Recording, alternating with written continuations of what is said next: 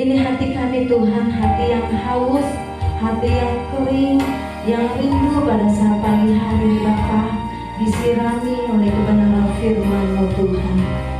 Mari Bapa, jadikan kami bukan hanya sebagai pendengar, tetapi ajari kami Tuhan untuk melakukan setiap perkataan firman-Mu Tuhan, sehingga dimanapun Tuhan letakkan kami boleh menjadi berkat demi kemuliaan nama-Mu Tuhan. Haleluya Yesus. Bukan dengan barang panah Kau menayari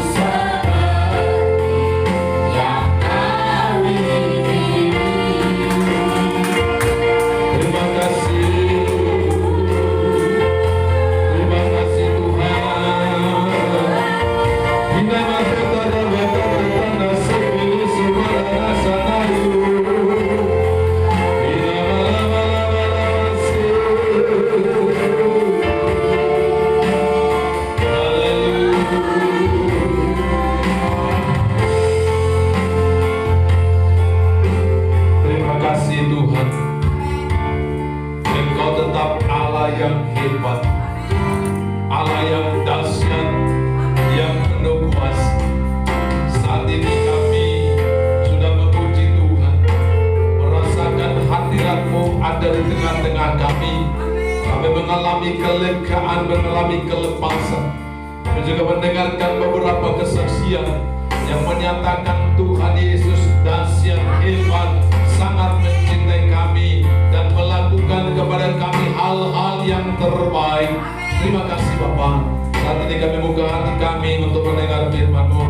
Berfirmanlah Tuhan, karena kami sangat membutuhkannya.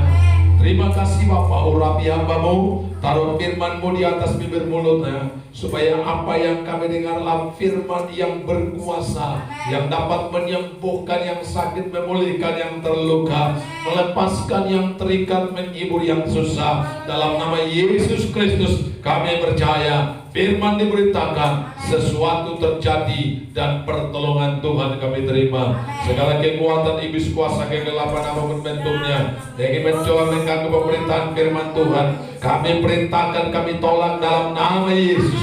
Tinggalkan tempat ini. Hanya Roh Kudus yang kami persilakan dengan leluasa mengambil alih waktu dan kesempatan ini. Haleluya. Amin. Silakan kembali duduk. Bapak Ibu Saudara yang dikasihi oleh Tuhan Yesus Kristus, Shalom. Kita sangat bersyukur, bangga punya Allah kita, Allah yang hebat, Allah yang tidak pernah berubah, tetap mencintai kita, bahkan melakukan kepada kita hal-hal yang besar supaya kita boleh semakin bersyukur kepadanya. Saat ini kita akan buka Alkitab kita bersama-sama dalam Wahyu pasal yang ke-12 ayat yang ke-10 sampai ayat yang ke-11 saja. Demikian bunyi firman Tuhan. Wahyu pasal yang ke-12 ayat yang ke-10 dan 11. Dan aku mendengar suara yang nyaring di sorga berkata, sekarang telah tiba keselamatan dan kuasa dan pemerintahan Allah kita, dan kekuasaan dan yang diurapinya, dan kekuasaan Dia yang diurapinya, karena telah dilemparkan ke bawah pendakwa saudara-saudara kita yang mendakwa mereka siang dan malam di hadapan Allah. Dan mereka mengalahkan Dia oleh darah anak domba dan oleh perkataan kesaksian mereka, karena mereka tidak mengasihi nyawa mereka sampai ke dalam maut. Amin. Tuhan kita sudah mengalahkan segala musuh-musuh kita. Kita dengar di sini, sekarang telah tiba keselamatan dan kuasa dan pemerintahan Allah kita. Yesus Kristus telah datang ke dalam dunia dan memproklamirkan kemenangan, bahwa setiap orang yang percaya kepadanya telah memperoleh kemenangan, menerima keselamatan daripada Allah kita. Dan Dialah yang berkuasa, yang mengendalikan seluruh kehidupan kita. Kehidupan dan saudara dan saya ada dalam kendalinya. Sebab kekuasaan, sebab pemerintahan Allah sudah dicurahkan dan sudah terjadi pada saat Ia ada mati di atas kayu salib untuk menebus dosa-dosa kita. Iblis telah dikalahkan. Amin. Nah, saudara, itu harus kita pahami bahwa iblis telah dikalahkan. Tetapi iblis tidak pernah menyerah, saudara. Dia akan berusaha untuk boleh menguasai setiap manusia. Dan bahkan kalau bisa menguasai, mengendalikan pikiran dan kehidupan orang-orang yang percaya. Dia akan terus menerang kita. Dengan cara apa, saudara? Dengan cara mengintimidasi kita. Itu sebabnya tema firman Tuhan saat ini adalah menang atas intimidasi si iblis.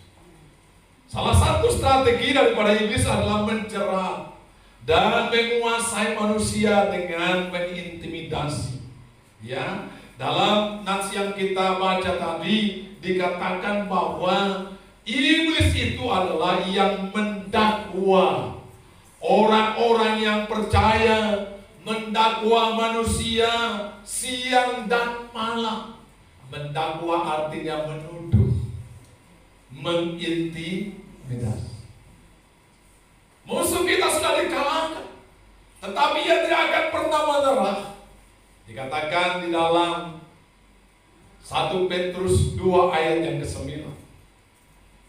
Jelas dikatakan di situ bahwa iblis itu berkeliling seperti singa yang mengangau. 1 Petrus 5 ayat yang ke-9. Iblis itu berkeliling seperti singa yang mengangau, mencari orang yang dapat ditelan. Perhatikan saudara, yang dapat dilakukan oleh iblis adalah dia berkeliling-keliling mengaum, menimbulkan ketakutan saudara. Bayangkan jika saat ini iblis ada atau kita ada di tempat ini dalam ruang kaca, lalu di sekelilingnya ada singa yang mengaum-ngaum dengan taring yang sangat menakutkan, cakar yang tajam, suara yang begitu mendengung saudara. Saudara, bagi orang yang tidak mengerti di mana ia berada, dia akan ketakutan.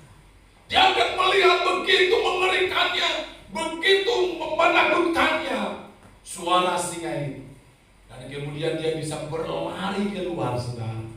Dan Alkitab katakan ketika dia berlari keluar, maka ia dapat ditelan.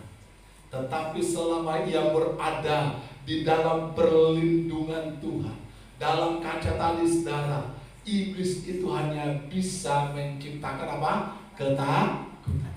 Tapi bagi orang yang percaya, bagi saudara dan saya yang mengerti bahwa kita ini adalah perlindungan Tuhan, kita tidak lagi dikuasai dan tidak lagi terintimidasi. Kita telah mengalahkan ketakutan. Saudara, itu yang harus kita paham. Hari Kamis yang lalu saudara, saya lagi baca-baca, kemudian saya dapat WA dari seorang ibu yang katakan begini, "Pak, apakah saya bisa telepon Bapak untuk konseling?" Lalu saya katakan silakan. Kemudian dia telepon saudara, dia katakan begini, "Ada abang saya sekarang ini sedang mengalami masalah yang besar, usahanya sedang bangkrut, lalu dia selalu diganggu oleh roh jahat, sepertinya dia kena santet. Karena itu, bisakah Bapak untuk memberikan konseling kepada dia supaya saya telepon?" Saya katakan oke, silahkan. Maka saudara kemudian dia telepon balik, lalu dia buat saya ada di situ, lalu dia dan orang yang disebutkan tadi ada saudara. Jadi ada ini WA bersama saudara. Lalu setelah itu ngomong-ngomong dia, saya katakan bagaimana kepada saya sekarang begitu rasanya terintimidasi, setiap hari saya seolah-olah diikuti, dan bahkan saya karena saya memiliki penglihatan bisa melihat bahwa memang betul-betul ada api segala macam. Tetapi yang kemudian sesuatu yang membuat saya kaget dan merasa tergelitik, ada dia katakan begini, "Saya sudah panggil 7 orang pendeta mendoakan saya, dan ternyata ke-7 orang itu semuanya mati." Oh wah, iya. Jadi ini berarti saya ke-8 ya Pak, saya katakan. Iya. Dan ke-7 orang itu semua mati. Masa Pak, saya katakan. Iya. Lalu saudara, saya mulai berpikir ini adalah intimidasi sejak. Saya katakan, "Pak, bahwa kamu ini sebenarnya sedang terintimidasi. Sepertinya kamu selalu melihat bahwa roh tenung, roh santet yang menurut kamu sedang mengganggu, itu lebih besar daripada roh Allah, roh Kristus yang ada bagi setiap orang yang percaya. Hari ini kamu harus dilepaskan daripada intimidasi. Karena iblis hanya bisa mengintimidasi, dan ketika orang mau keluar dari ruangan atau dari perlindungan Tuhan karena rasa takutnya, itu menjadi makanan empuk daripada sejarah. Karena itu hari ini kamu harus tahu bahwa di dalam diri kamu ada roh yang lebih besar daripada yang ada dunia. Dan kamu harus melihat bahwa sebenarnya musuh yang sedang kamu hadapi itu tidak ada apa-apanya dibanding dengan kekuatan yang ada padamu, yaitu kekuatan Allah.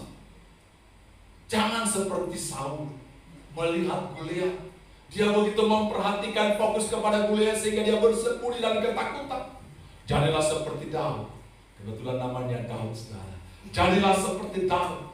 Ketika dia melihat Goliat itu, maka dia lihat Kristus. Sehingga dia tidak begitu detail mengatakan betapa hebat dan betapa kuatnya Goliat itu. Tapi dia katakan, aku akan menghadapinya karena kuasa Tuhan ada yang lebih besar daripada.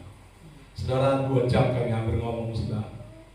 Dan kemudian saya berikan nasihat, mereka kasih pandangan, selalu saudaraku mengagung-agungkan betapa hebatnya santet ini. Dan bahkan dia katakan, ini saya sebenarnya sudah pernah mati. Saya katakan, bisa nggak ketemu dengan kita? Saya kasih alamat saya. Dia katakan, tolong saya rubah. Nggak tahu kenapa sampai hari ini dia belum datang juga, saudara. Tapi yang ingin saya katakan, coba kalau saya langsung cium tadi, saya orang ke-8, saudara. Saudara tahu malamnya juga ada hal-hal yang aneh-aneh, baik waktu mimpi dan sebagainya, saudara. Tapi saya tahu itu adalah intimidasi. Kita nggak boleh, saudara, kita terbawa kepada semua. Saya katakan kepada dia, kalaupun ada gejala, ada mungkin penampakan atau gejala-gejala lain yang kelihatan seolah-olah aneh, jangan fokus ke situ. Baik juga melalui mimpi, melalui apa, fokuslah. Hidup kita ini ada di dalam kendali Tuhan. Hidup kita ini, satu rambut kita pun tidak akan gugur tanpa seizin Tuhan. Karena itu jangan pernah terintimidasi. Jangan pernah takut. Karena ketika kamu telah terintimidasi, maka kamu sudah kalah.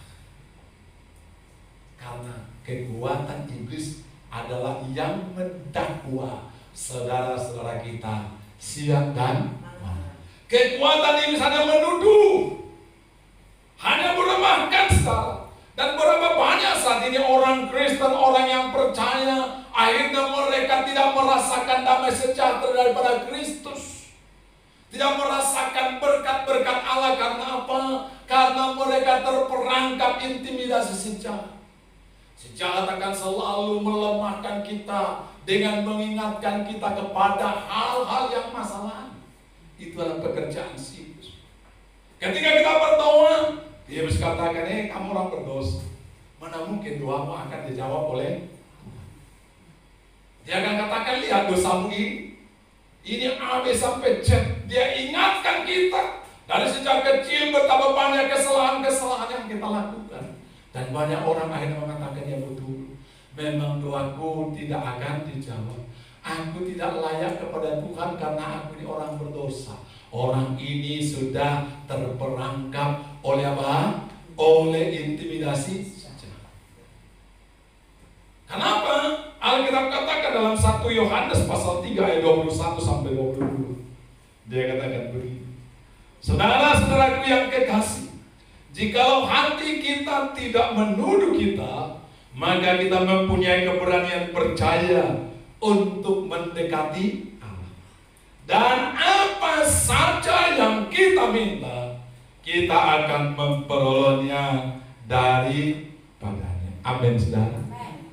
Membuat banyak doa tidak terjawab, membuat kita tidak merasakan dan menikmati betapa Tuhan sangat baik adalah karena hati nurani kita menuduh kita.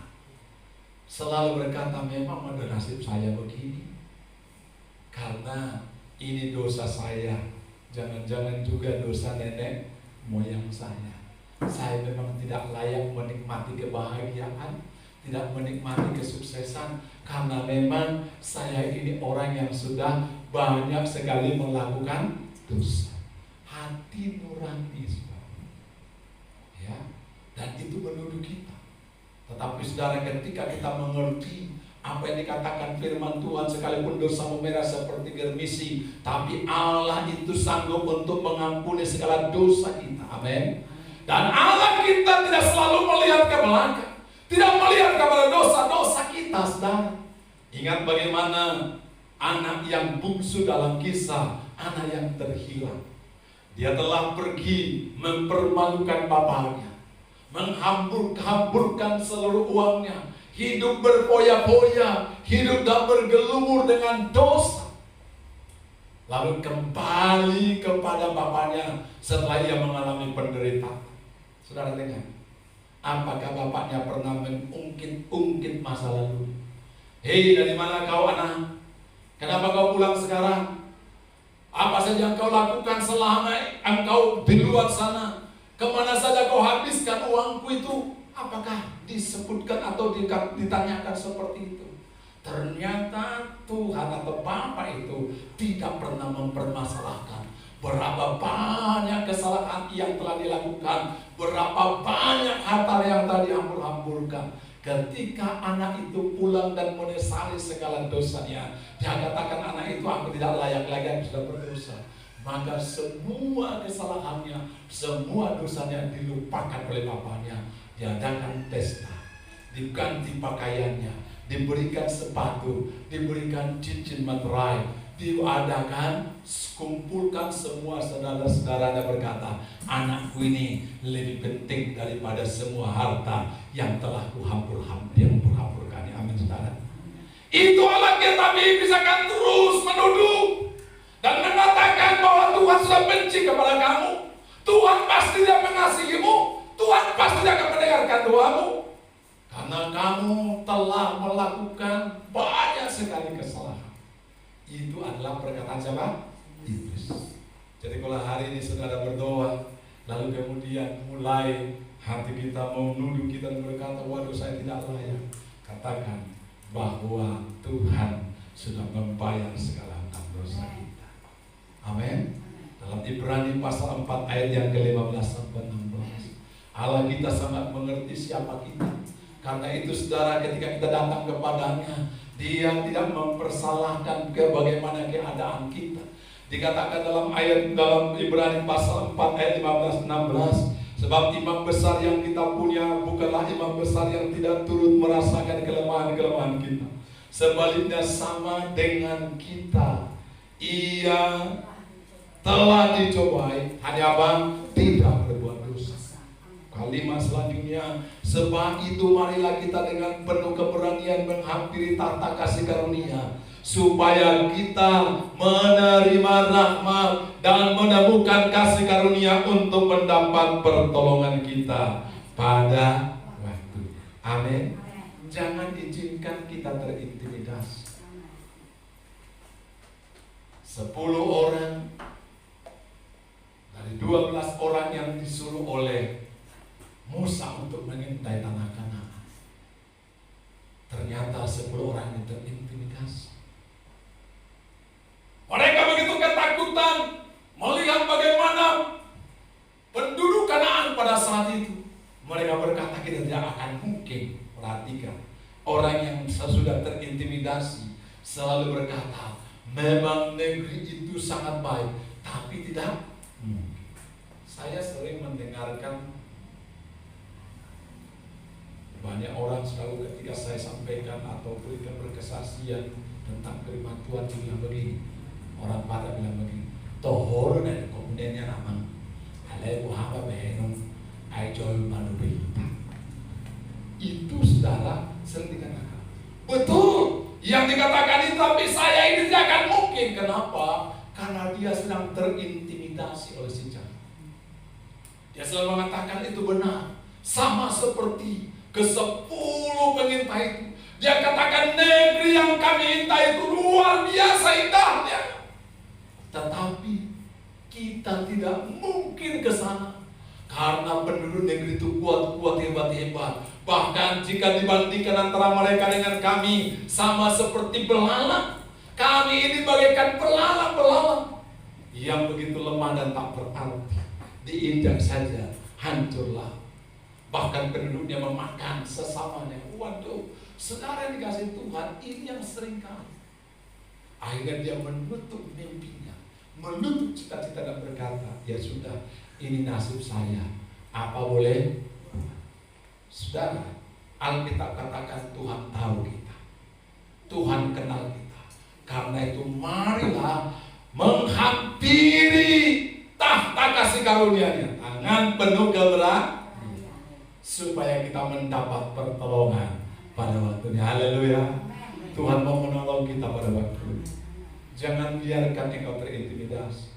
Jangan sampai katakan nasib saya sudah begini. Memang ini tidak bisa dirubah lagi. Itu terintimidasi. Tetapi orang yang mengerti firman Tuhan, yang sudah hidup dalam pemerintahan Allah, di mana mereka telah mengalahkan si jahat itu, maka mereka bangkit. Amin. Saudara, bagaimana kita untuk bisa mengalahkan intimidasi si jahat? Dikatakan di sini ayat yang ke-11, dan mereka mengalahkan dia oleh darah anak domba. Amin. Yang pertama, kita tahu bahwa kita boleh mengalahkan iblis karena darah anak domba.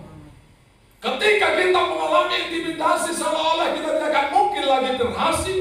Seolah Yesus mengatakan penyakit yang kamu derita ini akan membawa kamu mati, tidak mungkin lagi kamu sembuh.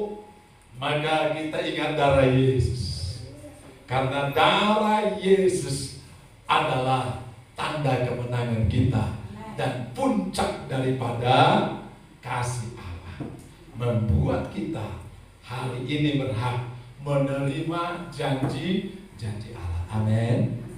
Dalam Efesus pasal 2 ayat 13 dikatakan begini, tetapi sekarang di dalam Kristus Yesus, kamu yang dahulu jauh sudah menjadi dekat oleh apa, saudara? Oleh darah Kristus. Kita tidak lagi jauh daripada Tuhan. Kita sudah menjadi dekat. Bahkan ayat selanjutnya dikatakan kita menjadi anggota-anggota keluarga Allah, kawan sekekeluargaan orang-orang kudus yang berhak menerima janji-janji Allah, pewaris kerajaan surga. Saudara, oleh apa? Oleh darah Yesus, bukan oleh perbuatan kita. Iblis selalu membawa manusia untuk melihat kepada perbuatannya, usahanya. Selalu mengandalkan usaha. Bagaimana supaya dengan usahanya dia pikir bisa menghampiri Allah. Kita bisa dekat dengan Allah bukan karena usaha dan kebaikan kita, tetapi karena darah anak domba, darah Yesus Kristus. Itu yang membuat kita. Dan ketika kita ada di hadapan Tuhan, ingatlah kita boleh layak karena darah anak domba. Dalam Ibrani pasal 10 ayat 19 dikatakan di sini, jadi saudara-saudaraku, oleh darah Yesus kita sekarang penuh keberanian dapat masuk dalam tempat kudus. Amin. Kita sekarang secara oleh keberanian kita dapat masuk ke tempat kudus, bukan karena darah anak domba, tapi darah Yesus. Kalau bangsa Israel hanya sampai sebatas tempat kudus. Mereka itu pun yang bisa masuk ke tempat kudus adalah imam-imam atau orang-orang Lewi, mempersembahkan korban. Yang lain sebatas di dalam ruang halaman. Hanya orang-orang Lewi mempersembahkan darah anak domba sebagai korban, saudara.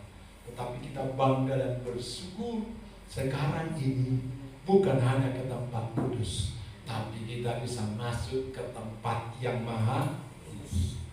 Oleh apa? Oleh darah anak domba, darah Yesus Kristus.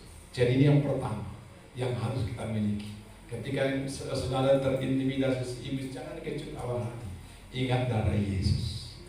Yang kedua, apa yang membuat kita mengalami kemenangan ialah kesaksian kita. Perkataan kita harus terus, saudara, memperkatakan firman Tuhan, memperkatakan pengharapan kita. Kita harus bersaksi kepada setiap orang apa yang kita percayai. Jangan ada yang diam-diam saja. Dalam Matius pasal yang ke-12 ayat 33 dan 37 dikatakan begini. Jikalau sesuatu pohon kamu katakan baik, maka baik pula buahnya. Jikalau satu pohon kamu katakan tidak baik, maka tidak baik pula buahnya. Sebab dari buah pohon itu dikenal. Ayat selanjutnya 37. Karena menurut ucapanmu engkau akan dibenarkan, dan menurut ucapanmu pula engkau akan dihukum. Amin. Kesaksian kita akan menentukan masa depan kita, menentukan kualitas hidup kita. Sebab jika engkau berkata kepada pohon itu baik, baik pula buah. Tapi jika engkau mengatakan kepada pohon itu tidak baik, maka tidak baik pula buahnya. Perkataan kita, kesaksian kita punya kuasa, dan itulah yang mengalahkan intimidasi sejarah. Karena itu jangan pernah katakan, aduh, saya ini bodoh sekali, saya ini jahat banget, wah, saya ini betul-betul nggak tahu apa-apa. Itu adalah perkataan yang mencipta, membuat kita yang bodoh, membuat orang itu menjadi jahat, dan membuat orang itu menjadi tidak tahu apa-apa. Karena menurut ucapanmu engkau akan dibenarkan, menurut ucapanmu engkau akan. Harusnya kalau kita melakukan kesalahan, katakan begini, bodoh sekali perbuatan saya ini, lain kali aku tidak melakukan perbuatan seperti itu lagi. Amin. Jangan bilang bodoh sekali saya. Karena apa? Karena kita ini adalah orang yang istimewa. Kita ini gambar dan rupa Allah yang ditebus oleh Kristus. Karena itu kita percaya bahwa dalam diri kita ada sesuatu yang luar biasa. Tetapi kita bisa melakukan perbuatan yang bodoh. Amin. Saudara ingat maksudnya? Jadi jangan selalu kita katakan saya bodoh sekali, saya jahat banget. Tidak. Kita harus katakan bahwa perbuatan saya bodoh. Karena itu saya akan memperbaiki perbuatan saya. Demikian juga kepada orang lain. Jangan katakan bodoh banget dia, bego banget dia, jahat banget dia. Tidak. Karena ketika kita ucapkan itu berarti kita sedang mencipta. Iblis akan terus mengintimidasi sehingga kita katakan nggak mungkin lagi dia berubah. Tapi kita harus mengatakan bodoh sekali perbuatan, jahat banget perbuatannya, dan saya percaya Tuhan akan jamah hatinya sehingga dia dapat berubah dan tidak melakukan perbuatan-perbuatan yang bodoh, yang jahat seperti itu. Amin. Amin, saudara. Jadi ini harus ditanamkan. Kesaksian kita yang mengalahkan iblis. Kita harus selalu mengatakan hal-hal yang baik. Kita katakan Tuhan Tuhan yang luar biasa. Dia sedang merancangkan hal yang terindah bagiku. Biarpun hari ini aku sedang mengalami begitu banyak pergumulan masalah, seperti dikatakan oleh Ibu Mengusung tadi, kami punya banyak pergumulan, banyak masalah. Tapi kita katakan puji Tuhan, ternyata oleh karena pertolongan dan kehadiran Tuhan, kami selalu keluar sebagai pemenang. Mana lebih baik satu masalah tapi langsung kalah, daripada 100 masalah selalu menang. Pilih mana, saudara? Pilih yang kedua aja. Karena apa? Karena ketika kita menghadapi berbagai masalah, kita selalu diberikan Tuhan kekuatan. Tapi orang dunia dia akan jatuh dan tidak bangkit lagi kata Alkitab.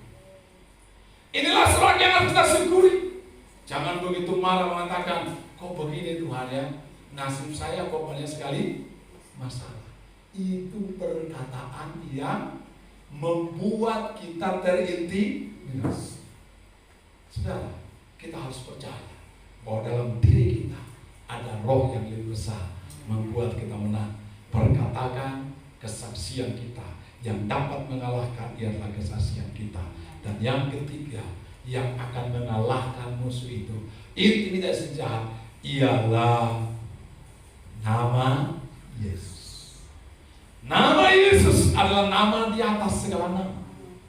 Dalam Kisah Rasul pasal 4 ayat 12 dikatakan begini, dan keselamatan tidak ada di dalam siapapun juga selain di dalam nama Yesus. Selain di dalam Dia, sebab di bawah kolong langit ini tidak ada nama lain yang diberikan kepada manusia yang olehnya kita dapat diselamatkan. Haleluya. Kita punya nama-nama Yesus. Ketika kita menghadapi iblis, kita katakan dalam nama Yesus, iblis harus pergi, karena nama itu adalah nama di atas segala nama yang olehnya aku diselamatkan. Jangan takut, saudara. Ketika ada orang yang kerasukan setan, hadapi dengan nama Yesus, karena tiada nama yang lebih tinggi daripada nama itu.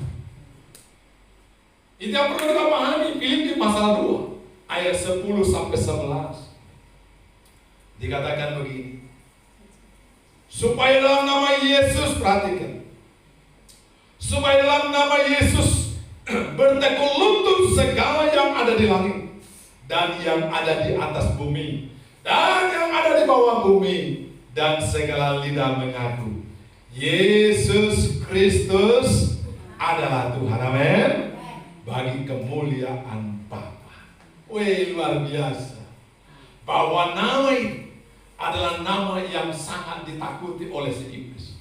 Karena kita berkata, dalam nama Yesus bertekuk lutut segala yang ada di langit dan yang ada di atas bumi dan yang ada di bawah bumi. Ketika iblis mendengar nama itu, dia akan gemetar. Karena itulah kita berdoa dalam nama Yesus. Ketika mulai merasa terintimidasi, kok sepertinya ada rasa ketakutan. Ada orang bilang, kok bulu-bulu saya merinding ya? Bisa, sudah. Ya, kok saya rasanya seperti di tempat ini gak nyaman. Bisa, sudah. Tetapi jangan izinkan engkau terintimidasi. Pakai nama Yesus. Dalam nama Yesus ada kemenangan. Dalam nama Yesus kuasa-kuasa iblis kami telah hancurkan. Karena dalam nama Yesus setiap lutut akan bertelur, setiap lidah akan mengaku bahwa Yesus adalah Tuhan. Dan semua apapun yang ada di bumi, di bawah bumi akan bertekuk lutut. Karena apa? Nama itu telah mengalahkan semuanya. Amin. Karena itu saudara, jangan pernah melihat iblis itu terlalu kuat. Soalnya sekali lagi, jangan lihat iblis itu kuat. Seperti yang dikatakan oleh yang datang konseling, kok iblis dia anggap begitu kuat, bahkan saya sangat percaya ia membesar-besarkan. Sehingga ketika saya desak, masa sampai 7 orang? Oh enggak 7 Pak, hanya 4. Wah, berubah saudara. Ya, tapi yang lainnya adalah yang keluarganya tabrakan segala macam. Nah saudara yang dikasih oleh Tuhan, dia menganggap iblis itu begitu kuat. Tapi Alkitab berkata, iblis telah dikalahkan oleh nama Yesus. Kalau kita baca dalam Kolose ayat yang terakhir, saudara, supaya kita mengerti, jangan pernah mau diintimidasi oleh si jahat. Ya, Kolose pasal yang ke-2 ayat yang ke-14 dan 15 dikatakan begini.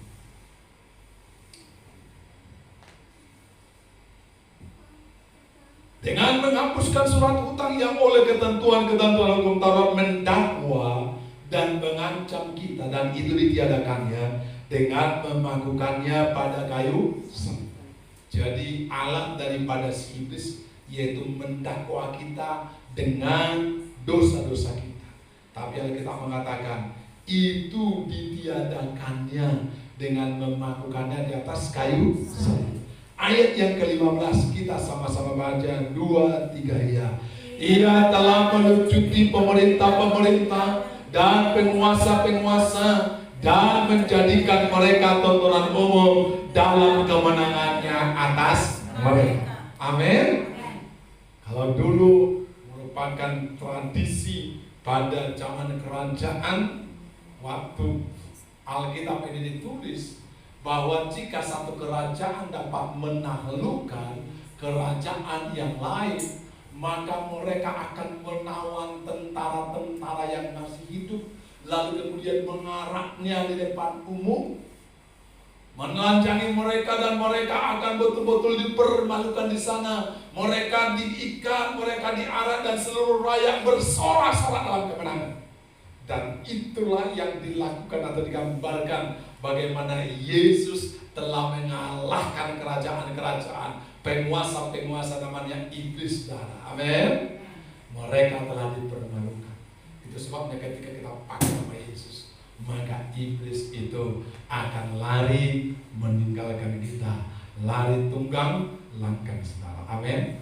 Mari hari ini jangan izinkan intimidasi menguasai hidup kita. Kita datang kepada Tuhan, kita sebagai orang yang sudah menang. Kekasih Tuhan, pulanglah, arahkan hatimu kepadanya, bawalah berkat Tuhan. Tuhan senantiasa memberkati hidup saudara. Diberkatilah usaha dan pekerjaanmu, ekonomimu selalu diberkati Tuhan. Diberkati keluargamu, anak-anak cucumu perkasa di bumi. Tuhan memberkati kesehatanmu, dijauhkan engkau dari sakit penyakit, engkau tetap memiliki tubuh yang sehat, dan layani Tuhan. Kasih karunia Allah yang berlimpah-limpah, damai sejahtera Kristus Yesus Tuhan, urapan tuntunan persekutuan Roh Kudus menyertai saudara sekalian hari ini, esok selama-lamanya. Amin. Bapa